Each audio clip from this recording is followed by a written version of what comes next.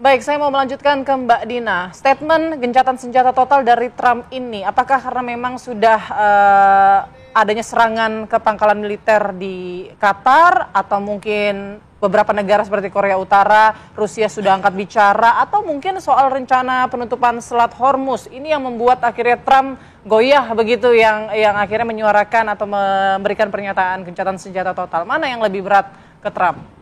Ya, kalau dari sisi bahwa Trump itu kelihatan sekali tidak menginginkan perang kan dari awal tadi yang sudah saya bicarakan. Tapi kalau khusus untuk pernyataan gencatan senjata, saya pikir di satu sisi memang membuktikan Trump memang sebenarnya tidak ingin berperang melawan Iran, tapi juga ini ada upaya framing juga.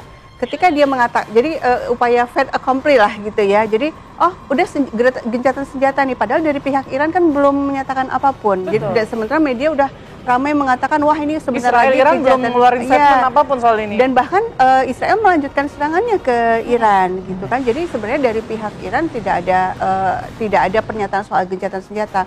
Nah, ini berarti ada upaya Trump untuk menekan secara secara narasi supaya Iran seolah nggak punya pilihan. Seolah kalau seandainya Iran menolak gencatan senjata berarti Iran ini nih yang hobi perang nih gitu ya. Okay. Padahal kalau kita kembalikan nih akar masalahnya sebenarnya di mana, siapa yang duluan, kan semua juga sudah tahu yang lebih dahulu menyerang adalah Israel dengan alasan yang tidak terbukti soal bom nuklir, dan kemudian Israel ketika terjepit, saya pikir Israel itu miskalkulasi. Dia berpikir Iran akan membalas hanya beberapa jam seperti April dan Oktober 2024. Ya. Ternyata ini sejak tanggal 14 sampai sekarang tanggal 24 belum habis-habis nih serangannya. Makanya Israel minta bantuan Amerika Serikat. Amerika Serikat yang sebenarnya tidak mau, akhirnya terpaksa juga menyerang, tapi ya dengan cara yang simbolik seperti ini. Oke, Kang Irfan, ini ada hubungannya nggak antara pertemuan kemarin Menlunya Iran dengan Putin di Rusia? Menurut saya ini ada rangkaian dari beberapa pertemuan, terutama juga kunjungan Menlu Iran, Abbas Araghchi. Per hari Jumat kemarin bertemu 3 menteri luar negeri Eropa, Inggris, Perancis, Jerman. Di situ sebetulnya ada isyarat dari Araghchi bahwa Iran siap gencatan senjata kalau Israel berhenti menyerang. Oke. Karena kan kata Araghchi yang memulai bukan kami, yang mulai Israel. Kami itu hanya retaliasi. Membalas ya? Defensif sambil menyerang, retaliasi begitu. Dan kami siap jangka panjang. Kira-kira itu. Ada pertanyaan seorang Jenderal Garda Revolusi kemarin, Iran dalam posisi siap untuk perang jangka panjang. Dan sejak minggu lalu sebelum serangan ke 3 lokasi nuklir Iran itu, posisi Ali Khamenei itu sudah berada di bunker, bahkan konon sudah membuat wasiat menunjuk 3 orang calon pengganti. Penggantinya, betul. Jadi sebetulnya sudah siap habis-habisan. Kan persoalannya Israel yang terus menyerang. Jadi isyarat itu disampaikan Abbas Araghchi kemarin, hari Jumat kemarin. Begitu juga dalam acara konferensi para Menlu Oki di Istanbul. Itu semua suasananya solidar buat Iran ya. Erdogan pidato berapi-api itu mengutuk Netanyahu. Menteri-menteri luar negeri negara Arab yang lain juga kurang lebih sama. Dan semangatnya, semua semangatnya sama. Mengutuk Israel dan mendorong deeskalasi. Oke. Dan saya kira pertemuan Abbas Araghchi dengan Putin juga tadi malam juga melihat bahwa kalau ini dilanjutkan, dunia akan membiarkan Iran dan Israel habis-habisan berdua. Oke, kalau ngelihat kekuatan militer dari kedua negara gimana, Kang? Kalau saya melihat begini, Iran kelihatan terbukti unggul secara kuantiti. Oke. Iran itu negara besar, luasnya 1,6 juta kilometer persegi, penduduknya 90 juta, angkatan persenjatanya aktif dan cadangan lebih dari 1 juta. Israel itu penduduknya 99 juta, itu 500.000 orang sudah kabur tuh sejak 7 Oktober. Israel boleh lebih tinggi, tapi dengan kuantiti Iran, endurance, daya tahan, Iran bisa jadi lebih unggul. Oke. Dan yang Iran dan Israel luput, ternyata Iran rudalnya tidak habis-habis. Makin kesini makin canggih, makin merusak. Dan mungkin tidak ada satu jengkal tanah pun Israel yang bisa luput dari rudal Iran. Saya dengar komandan petinggi Mossad tewas, saya dengar berita terakhir ya, akhirnya gitu.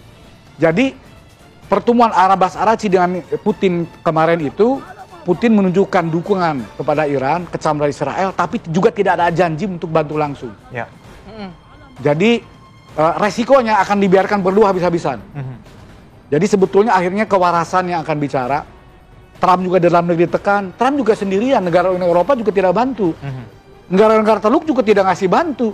Itu kan basis militer itu udah dikosongkan. Ya. Kemarin Iran baru ini nyerang basis Amerika di Qatar itu udah dikosongkan.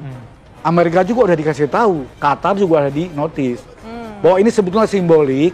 Mungkin dalam proses mengakhiri konfrontasi menuju gencatan senjata, ada simbolik lah, balas dulu lah yang kemarin. Gitu. Simboliknya dan nggak ada korban. Tapi informasinya Iran menutup diplomasi. Menutup diplomasi gimana? Iran dikabarkan menutup diplomasi, itu benar? Bukan menutup, gini. Memang belum ada pernyataan resmi dari otoritas di Iran maupun di Israel. Bahkan Israel juga baru-baru ini masih nyerang. Ya.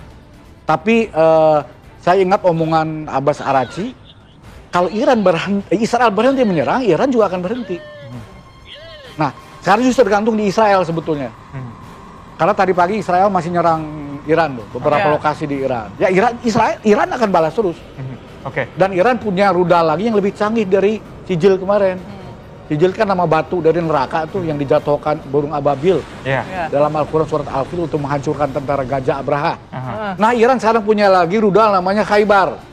Khaybar itu dulu kampung pemberontak Yahudi 3 suku dari Madinah, Koinuko, Nazir, Quraizoh ya. Yang berontak berkumpul di Khaybar terus dikepung dan dikalahkan.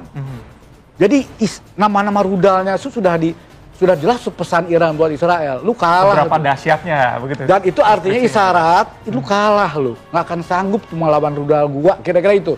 Oke. Mbak Dina, ini pertemuan kemarin dengan Rusia juga kan membahas salah satunya mungkin ada transaksi yang belum selesai begitu ya. Mungkin bisa diceritakan sedikit dan apakah pertemuan kemarin juga membuat Iran justru lebih percaya diri nih dengan adanya pertemuan antara kedua negara dan sepertinya bisa di backup sama Rusia nih. Iya, sebenarnya banyak pihak yang berharap Rusia membantu dalam konteks seperti ini sebenarnya. Akar perseteruan Iran Israel itu kan Palestina sebenarnya. Kenapa kok Israel memusuhi Iran? Ya karena Iran membantu senjata untuk para pejuang Palestina yang sampai hari ini di Gaza itu masih terus aktif loh menyerang tentara Israel yang ada di Gaza.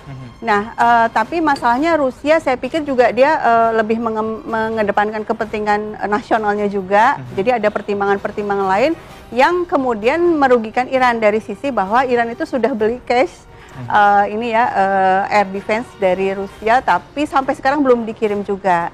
Saya pikir juga kedatangan Araghchi ke Moskow juga antara lain menagih itu ya. Segera kirim dong, kita udah bayar cash ini gitu maksudnya ya. Cepat ya. Paling kalau nggak digunakan kan juga sebagai bahan pertimbangan bahwa kita punya kekuatan lebih besar lagi loh sekarang gitu ya. Betul, seharusnya kan janjinya tuh tahun 2023 dikirim, sampai sekarang belum dikirim. Memang gitu juga. sih, baru kepikiran kalau udah dibutuhin gitu ya. Kalau kita ya hari-hari juga gitu soalnya. Iya. Dan saya pikir Rusia juga berkepentingan sebenarnya untuk mempertahankan dominasi di Timur Tengah juga. Kalau seandainya misalnya Iran bisa dikalahkan atau berada di bawah dominasi Amerika Serikat, kan Putin juga akan dirugikan, Rusia juga akan rugi di sini. Jadi saya pikir saat ini posisi Rusia masih ya tarik ulur lah gitu karena dia juga ada juga kepentingan-kepentingan saat ini masih berkonflik juga. Artinya Rusia itu ya mempertimbangkan dari sisi kepentingan Israel juga, kan memang Rusia dan Israel juga ada kerjasama juga, ada hubungan juga. Oke, baik, terima kasih banyak Mbak Dina, Kang Ir.